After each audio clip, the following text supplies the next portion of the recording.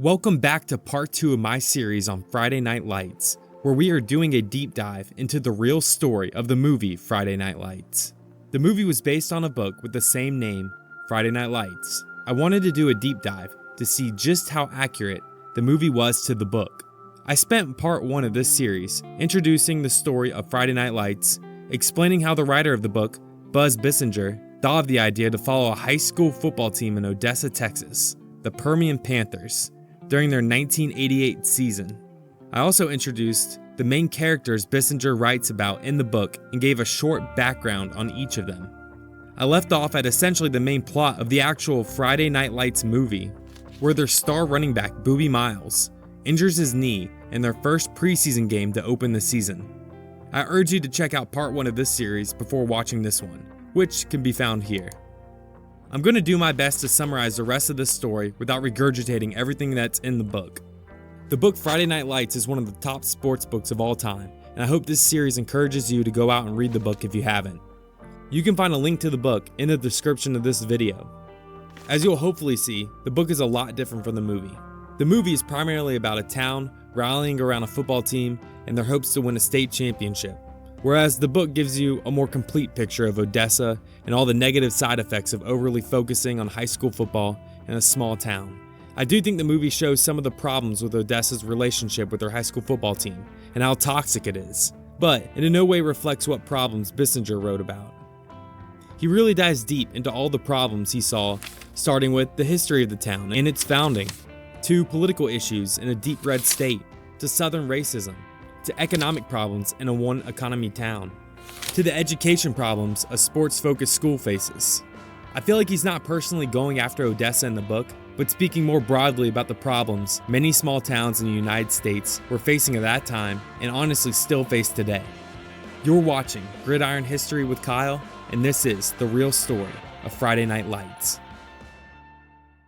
I spoke earlier about how during their first game of the season versus El Paso Austin, Don Billingsley, Permian's starting running back, now that Boobie Miles was injured, didn't have a great start. Well, that didn't particularly matter. At the time, Permian was a well-oiled machine. When one part wasn't working, they could remove it with a newer and maybe even better part. They weren't the type of program that relied on only one player. According to the book Friday Night Lights, Odessa trained young boys how to play at Permian from Pop Warner all the way until high school. The Pop Warner team taught you all the same plays that the varsity team was currently running on offense and defense, so that by the time you got to high school, you knew the playbook inside and out. It reminds me of European soccer, with how the professional teams run all the youth programs, trying to build players into future professionals. They had been building a factory of undersized, tough Texans for the last few decades, whose sole purpose in life was to play Permian Panther football. Game days in Permian were something special, with all the hype and attention of a major college program, and then some. They would start the morning with a pep rally at the school decorated with balloons, signs, and a couple thousand cheering high schoolers. Players would get sweets and other treats from their pipettes. For the rest of the day, players wouldn't be bothered by their classes. They were either too excited or nervous for the game, and in Texas, it was best to let these kids focus on their important football game, rather than their silly math or English class. The locker room heading into game days would be spotless, with everything laid out perfectly for the players, from their shoes, to their shoulder pads, to their socks. Almost all the players pointed out in the book that they were always incredibly nervous before games. Some would throw up or pace around the locker room. Bissinger said that before games, the white players would be blasting Bon Jovi, while the black players would do the same with Public Enemy. The players would be decked out in neck rolls, nice cleats, custom towels, and other things that made them look good. It was a huge spectacle. Coach Gaines would call the players up and give a pregame speech. Bissinger quotes some of Coach Gaines' speeches in the book, and unfortunately, they're nothing like the type of inspiring speeches the great Billy Bob Thornton gives in the movie, or Kyle Chandler gives in the show. They more resemble your average high school football coach speech like this. Nobody rests a play, men. Don't coast on any play. You're on that field, you give it everything you've got. Then, the three captains like Mike Winchell, Brian Chavez, and Ivory Christian would hold hands and walk onto the field for the coin toss. They would turn the corner of the facility and catch their first glimpse of the sheet of fans, dressed in black, already on their feet cheering. Once they walked up for the coin toss, the rest of the team gathered behind a huge black banner that the cheerleaders had made that took up half the end zone. The players would be behind it while they and 20,000 fans cheered loudly.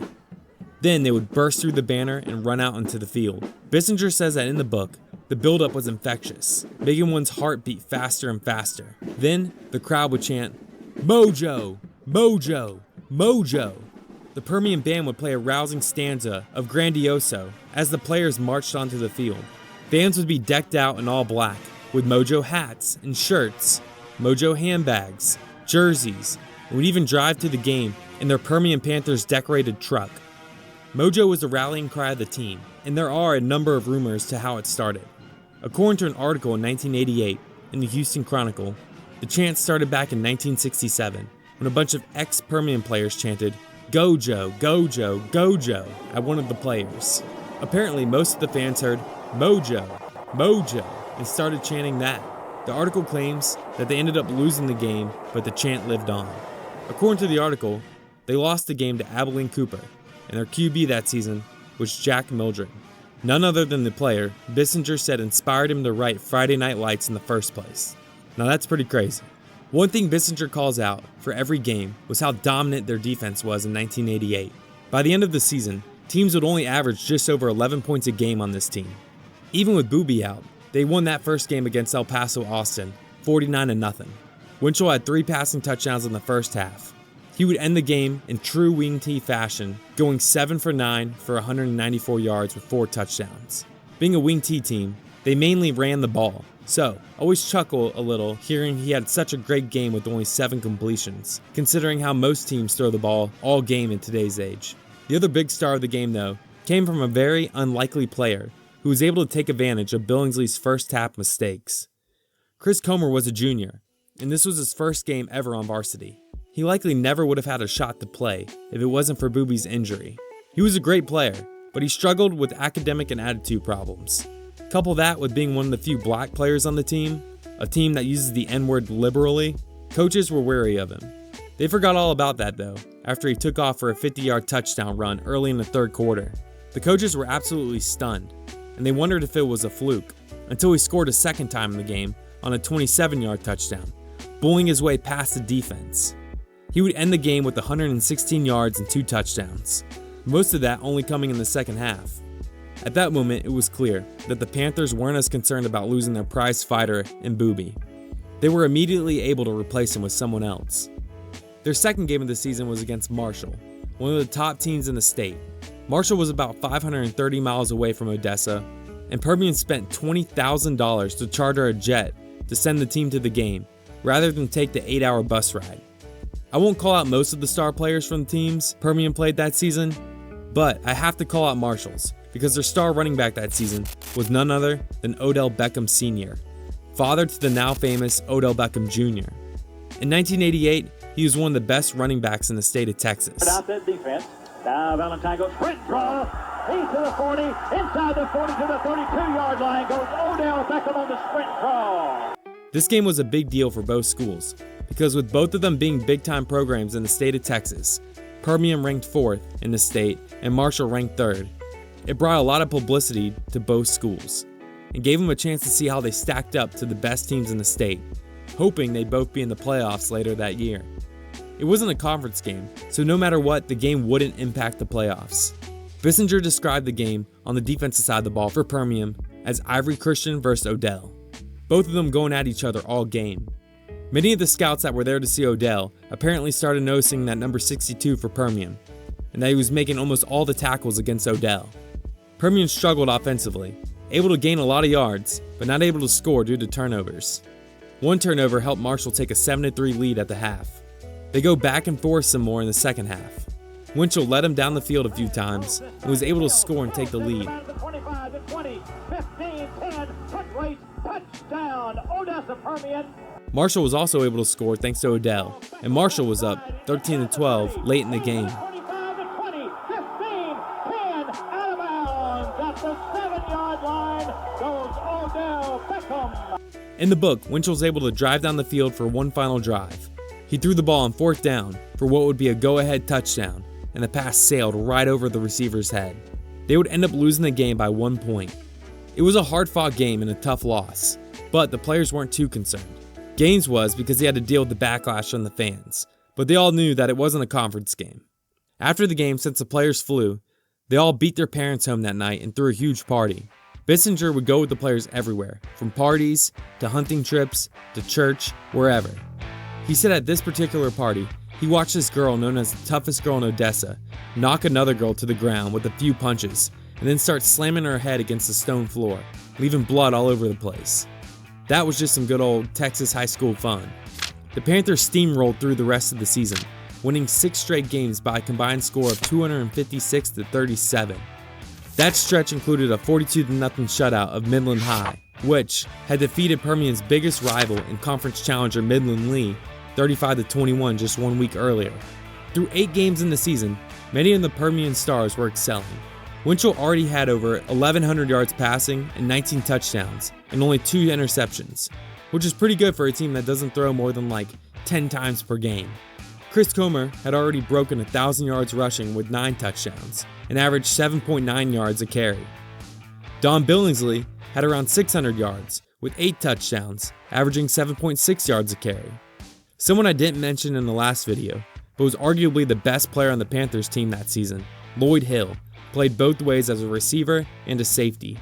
He led the district in both receiving with over 700 yards and 10 touchdowns, and in interceptions on defense with 3 through 8 games. Ivory Christian was leading the team in tackles, whose defense was ranked 6th in the state going into week 9. Though he still needed knee surgery at the end of the season, Booby had technically returned to practice. There is no way they'd let him come back to practice in today's age. Regardless, Bissinger makes it seem like no one on the team cared too much. Not when his 2 backups had seamlessly taken his place. Trapper, the team trainer, who I really don't personally like, said in the book, "In a week or 2, the fans will think he already graduated. They'll be saying, 'Booby who?'" Miles now had to wear a white shirt to practice instead of a black one, meaning he was no longer a starter. Comer was already a better Booby in the coach's eyes because he rushed for over 100 yards a game, didn't whine to the coaches every practice, worked really hard in the weight room, and didn't try to do all those fancy spin moves Booby did. And now, because of Booby's knee, he couldn't really risk doing those spin moves anyways. In the movie, they let him play against Midland Lee, with Coach Gaines agonizing over the decision, asking Booby and his uncle LV if he's okay to play, and both of them lying since he just had a doctor's appointment where the doctor said he couldn't play and needed to have surgery, and then Gaines reluctantly puts him in after halftime against Midland Lee, and he immediately gets injured again. Bissinger writes about how the staff didn't really care about the injury, and plenty of the kids have been injured at Permian. It was just part of being on the team. Miles does get in a few games throughout the season, for a few plays at a time, but there were times where he would limp only after a few plays. He even scored a touchdown against Abilene Cooper, but Bissinger says he threw a ball at a Cooper player after they pulled his face mask and punched him. Gaines told him, "You're a senior, you gotta be able to handle that." By the Midland Lee game, which was the second to last game of the season, Booby tries to quit the team at halftime, while they're in a close game. Only a JV coach tried to stop Booby, who was causing a scene, throwing his pads and shouting. The coach took him into a room and calmed him down. But after the game, Booby actually did quit the team. He went and got his knee looked at and actually had knee surgery. The doctor said his knee was in worse shape than they originally thought. He had torn the anterior cruciate ligament on his knee, and it was crazy that he had suited back up at all. Most players in the 80s and 90s didn't come back from this type of injury.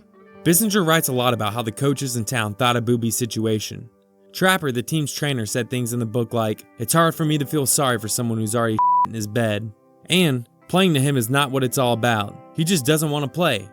Kids can't just play. He wants to be number 1. He wants to be the one with his name in the paper. Head coach Gary Gaines said, "The sad part is there are thousands of Boobies all over this world. A lot of them don't have a chance. Welfare cases. He had several. He had a chance to fight back and he threw up his skirt." Bissinger heard a few men in town talking about Booby and comparing him to a dead horse. One guy said Booby should just kill himself. Another butted in and said no. When a horse pulls up lame, you don't waste a bullet on him. You don't waste a bullet on a dead horse. Then the men started laughing. Booby and LV got into a heated argument apparently shortly after Booby had surgery, causing him to move out of LV's house for the remainder of the school year. Bissinger talks a lot about injuries from Permian players. He wrote that Brian Chavez played on a broken ankle in the playoffs his junior season. He had injured it the game before, but didn't want to have it x-rayed and risk missing the next game. One player lost a testicle after no one examined him after he injured his groin during an away game. It swelled up to the size of a grapefruit and had to be removed by the time he got it checked out. The player had to beg his mother not to complain about it, so that it wouldn't mess with his career on the team. Sean Crow, arguably Permian's best player in 1987, was supposed to be playing at TCU after making All-State his senior year, but had injured his back during the high school All-Star football game the July before the season started. When he first felt the injury, he told Trapper, their trainer who was working the game, that he was hurt. Trapper said, "Why don't you just try?" He played through the pain the rest of the game, and it turned out he had a herniated disc, and the TCU coaches told him not to come to school until January.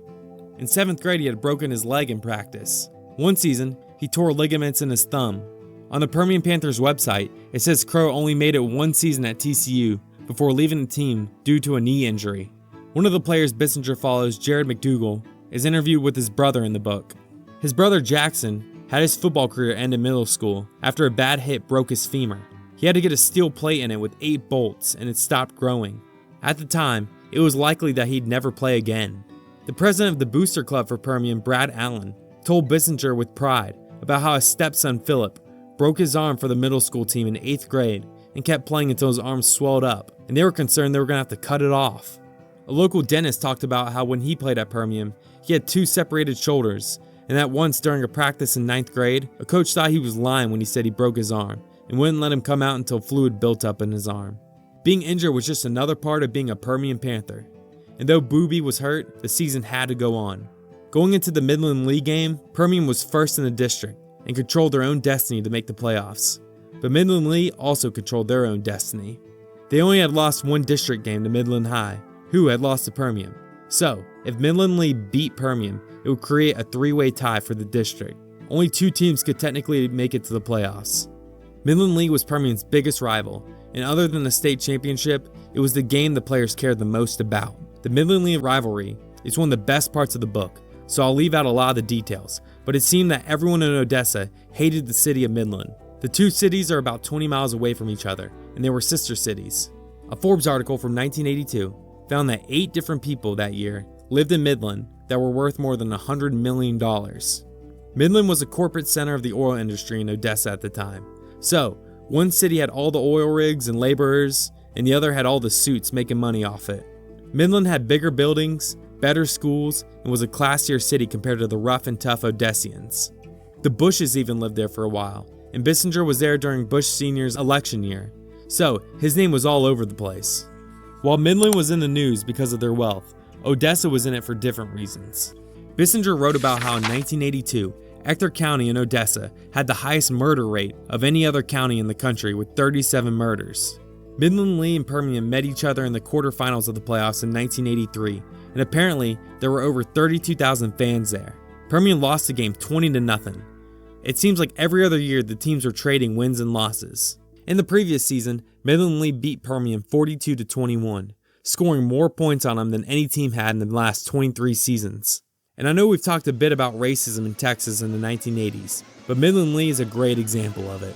They were called the Midland Lee Rebels after Robert E. Lee. They would wave around tons of Confederate flags at their games and play Dixie as their fight song. In an article from a website called Education Week, their data from the 2015 to 2016 school year showed that there were roughly 140 K-12 schools in the United States named after Confederate leaders from back in the Civil War. Of the 140, 2/3 of them were either in Texas, Florida, Virginia, Georgia, or Louisiana. 80 of the 140 schools were named after Robert E. Lee, and most of the schools were created after the 1950s, around the same time as the Civil Rights Movement in the U.S. Though that 140 number was only about 0.001% of schools in the United States, the fact that in many parts of the country, states still celebrated the fact that their state broke away from the U.S. in the Civil War for state rights, their state's right to own black slaves, that is, makes this disheartening, especially since this article points out many of the schools were founded during the Civil Rights Movement, meaning that it's likely that these school names were thought of either as a middle finger to that movement or a way to preserve some sort of racist heritage and make the Confederacy not seem as bad as it really was. Midland Lee was founded in 1961, if that tells you anything. Regardless, today, many of these schools have changed names. All of the ones in the city I grew up in Florida have changed theirs since this article was written, and even Midland Lee has changed their name to now Midland Legacy.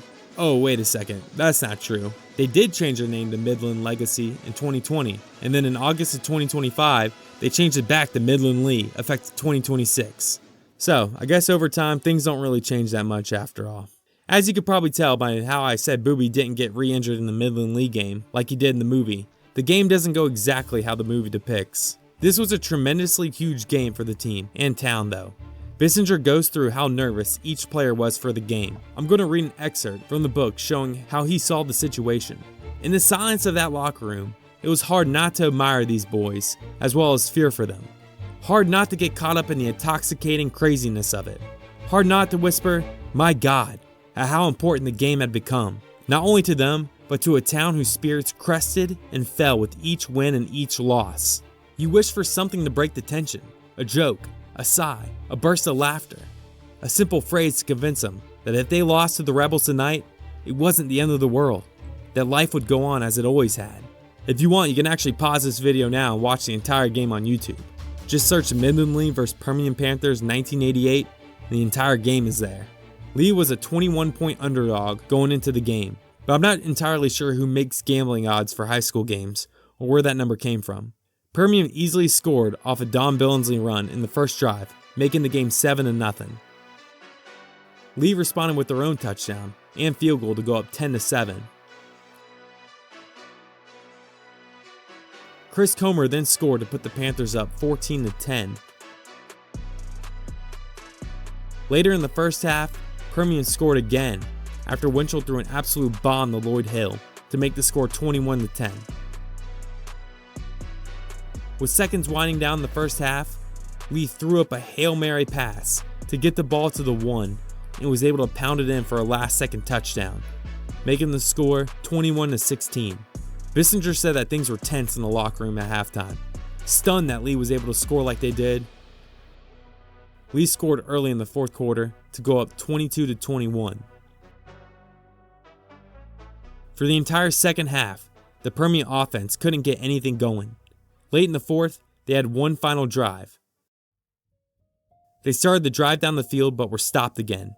Midland Lee had won the game. Run out, and the Lee Rebels have upset the Permian Panthers. For the third year in a row, the Midland Lee Rebels dominate this series. The final has the Rebels on top by 1 point, 22-21. They were now in a three-way tie for first place in the district, and there would be a very good chance that they wouldn't be going to the playoffs at all. After the game, many of the players were in tears. This is probably my favorite picture in the book. It shows Jared McDougal holding one of his teammates after the game. I don't know a single longtime football player who hasn't had a moment almost exactly like this photo, showing the sadness you feel after a devastating loss, knowing you gave everything you had and it still wasn't good enough. Coach Gaines was likely feeling similar feelings. You weren't allowed to be a losing coach in Odessa. When he got home that night, there were 4 sale signs in his front yard. The next night, someone smashed a pumpkin on his car. People also put for sale signs on Chavez's lawn. Fans went after Gaines following the loss, complaining on radio shows, trying to get petitions signed to get him fired, getting letters published in the paper saying he's a bad coach and will never win, all kinds of stuff. The funny part was that so far, Permian had only lost 2 games by a total of 2 points.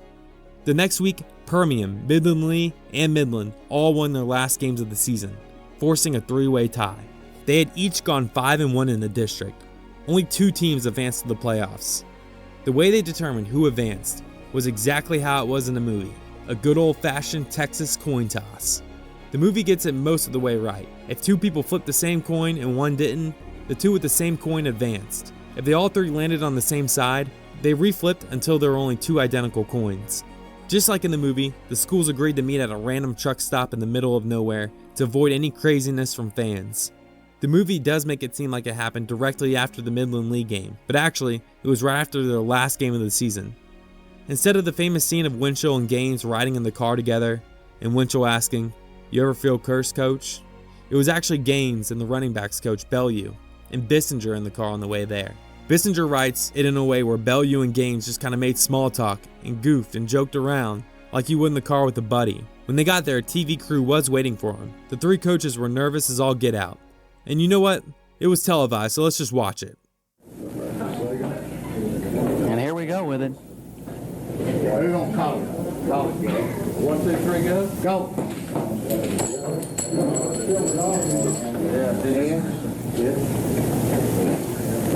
Head.